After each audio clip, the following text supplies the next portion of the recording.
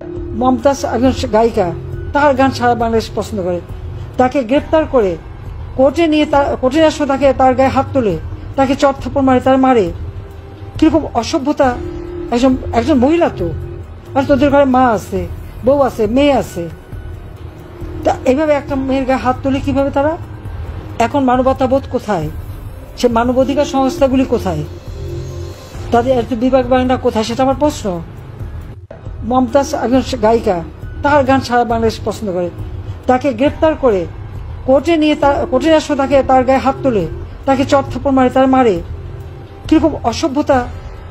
একজন মহিলা তো, আর তোদের ঘরে মা আছে, বউ আছে, মেয়ে আছে, তা এইভাবে একটা মেয়ের গায়ে হাত তোলে কিভাবে তারা? এখন মানবতা বোধ কোথায়? সে মানবাধিকার সংস্থাগুলি কোথায়? তাদের এত বিভাগ বাংলা কোথায়, সেটা আমার প্রশ্ন।